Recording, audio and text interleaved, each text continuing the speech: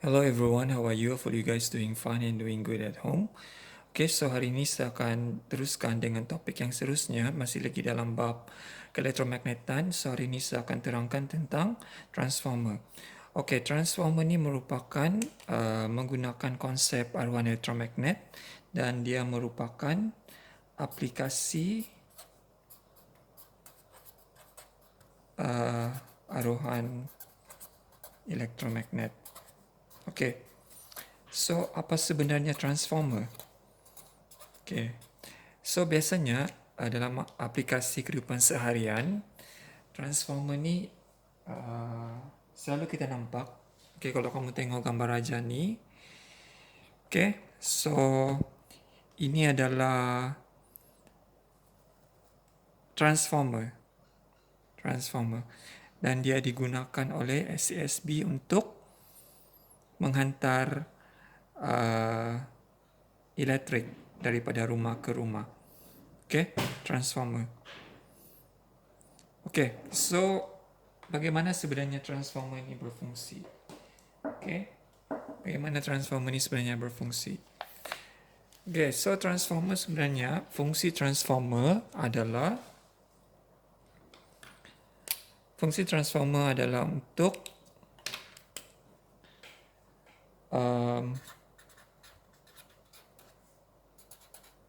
meningkatkan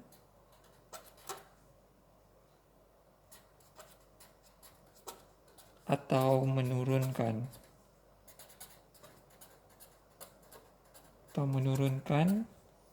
voltan bekalan arus ulang alik. Okay, so basically fungsi transformer adalah untuk meningkatkan atau menurunkan voltan bekalan arus ulang alik. So wajib arus ulang alik dia punya fungsi. Okay, so dalam transformer ni, okay, dia punya komponen asas. Okay, komponen asas dalam transformer ni ada beberapa komponen utama dia. So yang ini merupakan teras besi lembut. Okay, so yang ini dipanggil sebagai gegelung primer. Okay, yang ini dipanggil sebagai gegelung sekunder. Okay, dan gegelung primer ni wajib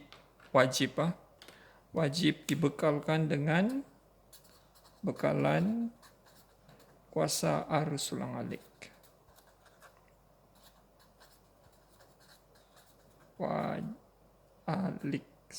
Alik. So this is wajib. So pada gegelung primer diletakkan dengan bekalan kuasa arus ulang alik. Okey. So bagaimanakah transformer ni berfungsi? Okey, dan seterusnya pada gegelung sekunder ni disambungkan dengan komponen elektrik alat. Contohnya seperti boleh disambungkan dengan mentol, boleh disambungkan dengan perintang, boleh disambungkan dengan kipas dan sebagainya. Okey, so bagaimana sebenarnya transformer ni berfungsi? Okey. So sebelum saya terangkan dengan lebih lanjut, saya mahu kamu tengok this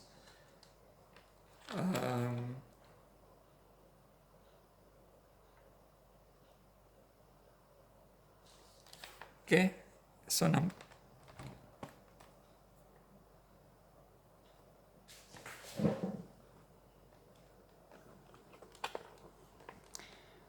okay. So di sini kalau kamu tengok, ini adalah gegelung primer.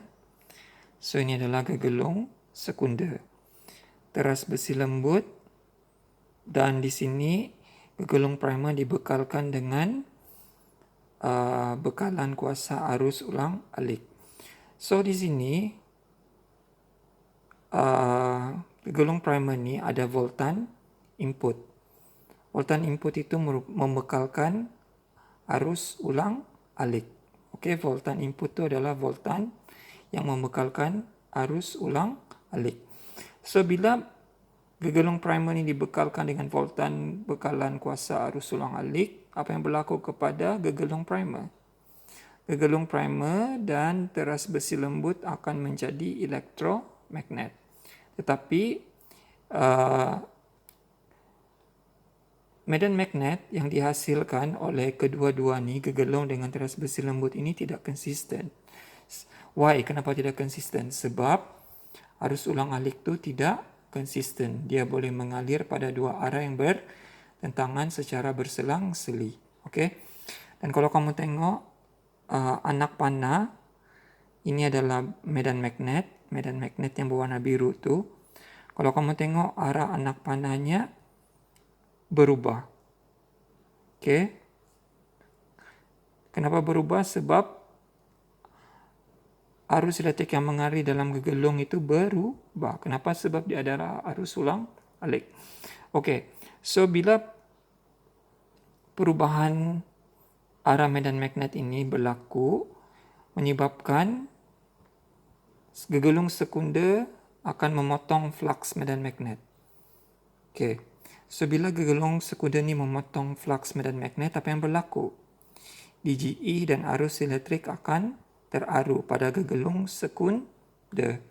Seterusnya apa yang berlaku? Okey, voltan output akan terhasil pada gegelung sekunder. Okey. So kalau kita sambungkan mentol di sini, pada gegelung sekunder mentol akan bernyala. Okey. So step 1 dia, voltan arus ulang alik membekalkan arus ulang alik pada gegelung primer, menyebabkan gegelung dengan teras besi lembut menjadi elektromagnet dan menghasilkan medan magnet yang tidak konsisten. So bila tidak konsisten, menyebabkan gegelung sekunder akan memotong flux medan magnet, seterusnya DGE dan arus elektrik teraru dan voltan pada gegelung sekunder akan terhasil. Okey, so itu adalah jalan kerja dia. Okey, so saya bagi tunjuk kamu. Okey, gambar aja yang kedua. Sama saja. Okey, so ini adalah sama juga. Gegelung primer. Okey, so bila ada arus elektrik ulang alik mengalir dalam gegelung primer, gegelung dengan teras besi lembut menjadi elektromagnet, seterusnya medan magnet yang terhasil tidak konsisten, menyebabkan gegelung sekunder akan memotong flux medan magnet dan DGE dan arus elektrik akan teraru dalam gegelung sekunder. Seterusnya voltan sekunder akan terhasil pada gegelung sekunder. Okey, itu adalah penerangan ringkas bagaimana transformer berfungsi. Okey. So saya sudah tulis sini. So ini adalah penerangan dia. So kalau kamu jawab exam, ini adalah kronologi dia. Voltan input membekalkan arus ulang alik kepada gegelung sekunder. Dan gegelung primer dan teras besi lembut akan menjadi elektromagnet dengan menghasilkan medan magnet yang tidak konsisten. This is compulsory. Okay. Dan seterusnya, pemotongan flux medan magnet oleh gegelung sekunder, DGE dan arus elektrik teraru pada gegelung sekunder dan voltan output akan terhasil pada gegelung sekunder. Okay, so ini adalah penerangan ringkas dia. 5 points. So kalau kamu terangkan ini, dia adalah 4 marks. Okay. So wajib kamu kena tahu, transformer ni wajib dibekalkan dengan voltan bekalan arus ulang alik. What will happen kalau gegelung primer ni dibekalkan dengan bateri? Okay, transformer tidak akan berfungsi. Why? Sebab bateri itu membekalkan arus terus. Dan transformer tidak akan berfungsi jika dibekalkan dengan bekalan kuasa arus terus. Okay, so kena ingat itu. Okay, so next. Okay, dalam transformer ni, okay, terdapat dua jenis transformer yang kamu kena tahu. Okay, transformer yang pertama adalah transformer injak naik, step up transformer. Okay, so dalam transformer injak naik ini, NP itu merupakan bilangan gegelung primer. bilangan gegelung primer adalah lebih kecil berbanding bilangan gegelung sekunder. Dan fungsi transform injak naik ni adalah untuk meningkatkan voltan bekalan arus ulang alik. Okey. So dan yang kedua adalah jenis yang kedua adalah transformer injak turun atau step down transformer. Okey, so dia terbalik ah. Kalau transformer injak naik ni bilangan gegelung primer adalah lebih tinggi berbanding bilangan gegelung sekunder. Dan fungsinya adalah untuk menurunkan voltan bekalan kuasa arus ulang alik. Okey, so kena ingat NP ni simbol dia adalah bilangan gegelung primer, manakala NS ini adalah bilangan gegelung sekunder. Okay. So contohnya ini. So ini adalah transformer injak turun sebab bilangan gegelung primer. Okay. Kenapa kamu tahu primer? Sebab dia dibekalkan dengan bekalan kuasa arus ulang alik lebih banyak berbanding bilangan gegelung sekunder. Okay, so manakala yang ini adalah transformer injak naik, di mana bilangan gegelung primer lebih rendah berbanding bilangan gegelung sekunder. Okay. Okay, seterusnya.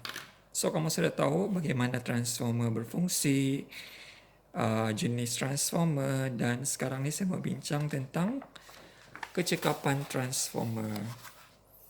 Okay, so kecekapan transformer ni, okay, secara teori dia, transformer unggul, okay, atau dipanggil sebagai ideal transformer dalam bahasa Inggeris dia. So, transformer unggul ini adalah kecekapannya 100%. Tetapi in real life, mustahil untuk kita hasilkan transformer unggul ini. Kenapa?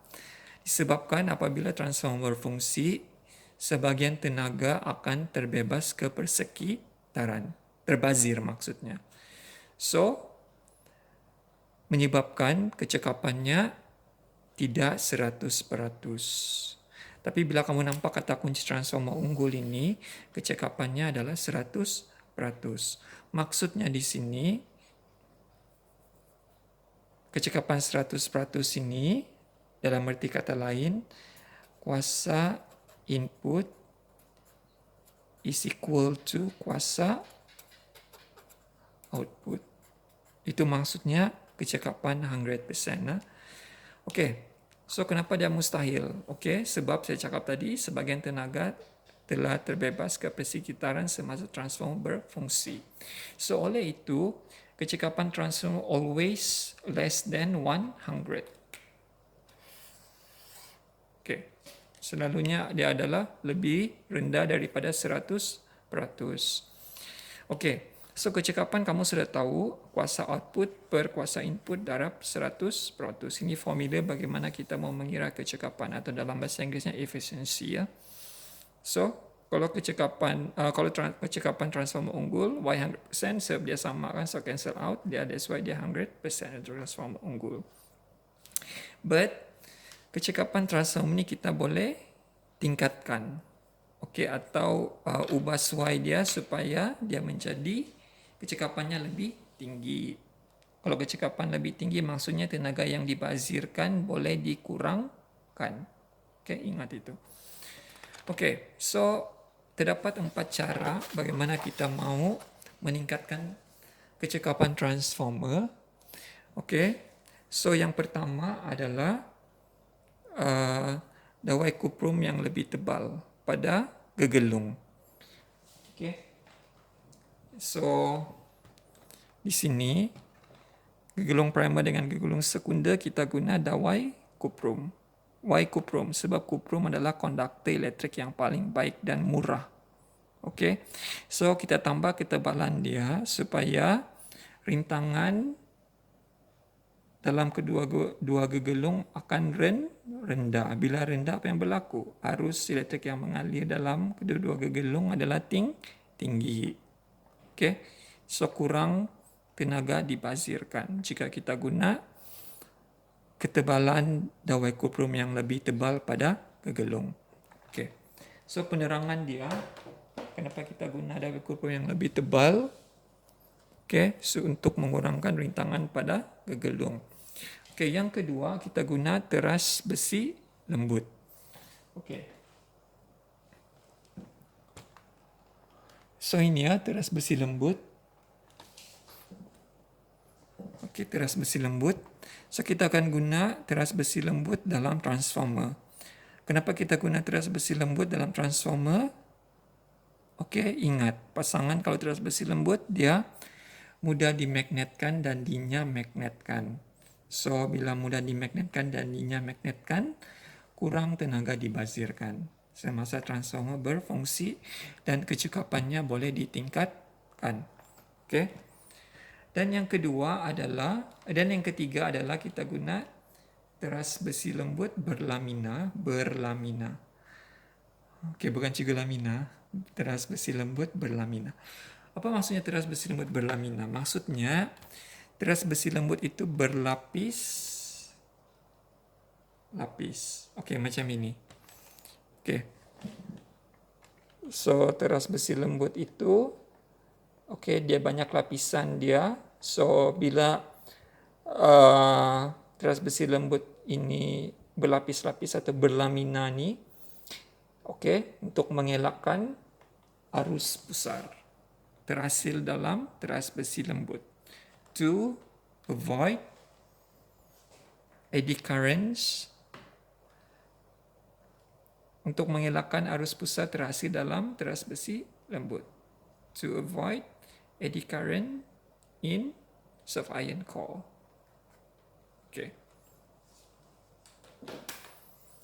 Okay, yang keempat, cara dia adalah kita gegelung primer dengan gegelung sekunder didekatkan.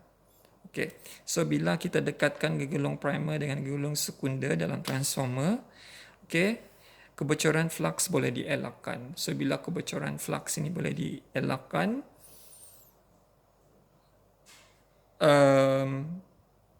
kurang tenaga dibazirkan dan kecekapan transformer ditingkatkan. Okey, apa maksudnya gegelung primer dengan gegelung sekunder ni didekatkan?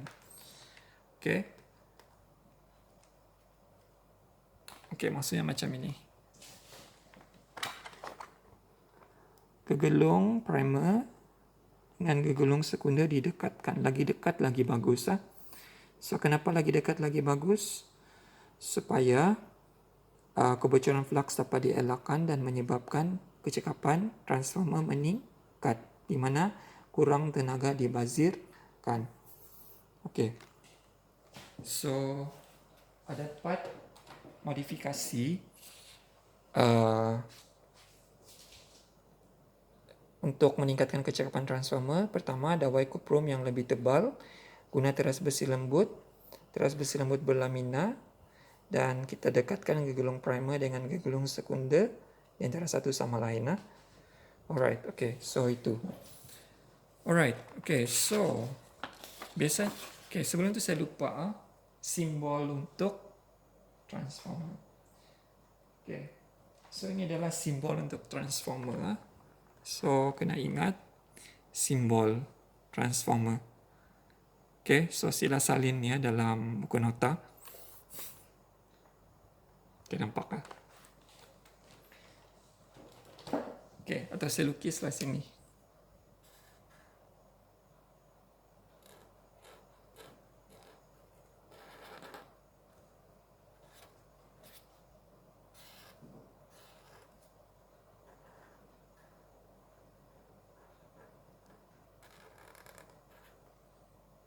Macam ni pun boleh juga. Simbol untuk transformer. Simbol transformer.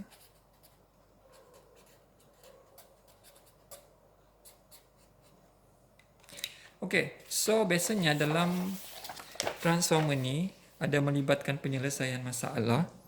Dan dalam transformer ni kamu kena tahu satu formula. Jangan risau, formula ni akan dibagi dalam senarai formula dalam SPM. So NS per NP sama dengan VS per VP. Apa sebenarnya NS? NS adalah bilangan gegelung sekunder dan NP adalah bilangan gegelung primer. Manakala VS adalah voltan sekunder atau voltan output dan VP ini adalah voltan primer atau voltan input. So ingat or input, this is or output. Okay, so contoh satu. Kamu dibagi satu gambar aja macam ni. Ini obviously gegelung primer Y sebab dia dibekalkan dengan bekalan kuasa arus ulang alik. Di mana nilainya adalah 240 volt. So ini adalah VP, voltan primer. So NP dia adalah 2, manakala bilangan gegelung primer adalah 2 dan bilangan gegelung sekunder adalah 125. Okey. So sekarang ni soalannya adalah hitung voltan sekunder. So bila ingat transformer, terus ingat satu formula. Formulanya adalah ini. So kita selesaikan untuk soalan satu. Okay, so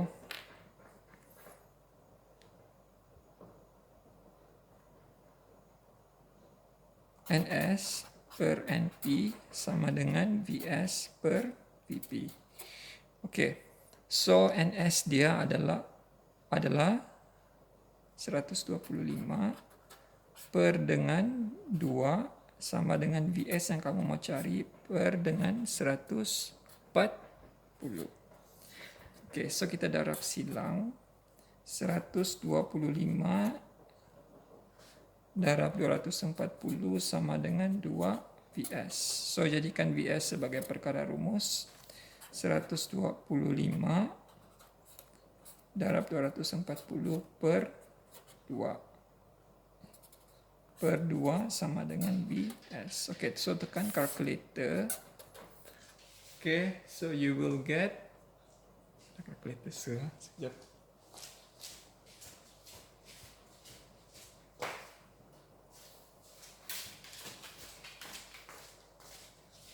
Okay, so 125 darab 240 per 2.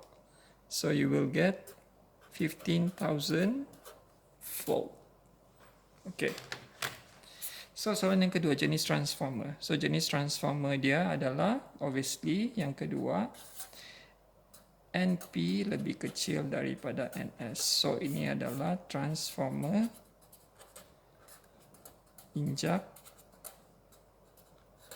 naik. Okay. So contoh 2. Voltan input dan voltan output sebuah transformer unggul. Okay, transformer unggul adalah 240 volt. AU ni maksudnya alternating current Bekalan kuasa arus ulang aliknya adalah 240 volt.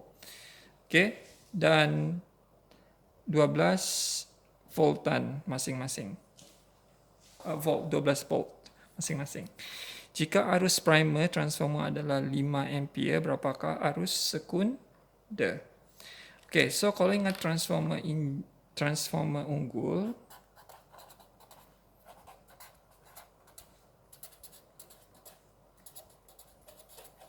okay, so kamu kena ingat kuasa input is equal to kuasa output. Why? Sebab dia punya kecekapan adalah 100%. Okay, so daripada sini kita keluarkan dulu maklumat di mana untuk gegelung primer, maklumat yang dibagi VP adalah sama dengan 240 kan? Dan dia punya arus IP, arus primer transformer adalah IP IP. Arus elektrik yang mengalir pada gegelung primer adalah sama dengan 5 ampere. Okey. So sekarang ini dia suruh dan gegelung sekunder, maklumat yang dia bagi cuma VS, di mana VS adalah 12 volt. Okay, so dia suruh cari IS berapa. IS maksudnya arus ulang alik yang mengalir pada gegelung sekunder. Dan kita sudah tahu untuk transformer unggul lah, kuasa input sama dengan kuasa output, di mana kuasa adalah P sama dengan I V. Okay, so daripada sini kuasa input adalah IP VP sama dengan IS VS. Okay, so daripada sini IP adalah 5, VP adalah 240 sama dengan IS yang kita mau cari sekarang darab dengan 12. So jadikan IS sebagai perkara rumus 5 darab 240 per 12 sama dengan IS. So oleh itu tekan je kalkulator. 5 darab 240 bahagi 12. So you will get 100 ampere. Okay, so ini jalan penyelesaian dia. Okay, so itu adalah penerangan ringkas tentang isi pengajaran hari ini, iaitu transformer. Okay, secara rumusan dia, okay, kamu sudah tahu bagaimana fungsi transformer adalah untuk meningkat atau menurunkan voltan bekalan kuasa arus ulang alik. Okay, dan kamu sudah tahu bagaimana prinsip kerja, how transformer works. Okay, so kamu sudah tahu, dan terdapat dua jenis transformer injak naik dan injak turun, dan saya sudah terangkan bagaimana meningkatkan kecekapan sesuatu transformer. Okey, terdapat 4 cara untuk kita meningkatkan kecekapan, dan kamu sudah tahu transformer unggul. Okey, transformer unggul kecekapannya adalah 100%, di mana kuasa input sama dengan kuasa output. Okey, dan dalam transformer ini ada satu formula yang kamu kena tahu, di mana formulanya adalah NS per NS per NP sama dengan VS per VP. So ingat ini formula. Okay, so hopefully you guys understand about this today's topic. Okay, so hopefully semua kamu salin ini penerangan saya. So I just want you stay safe, stay healthy, and have a good day.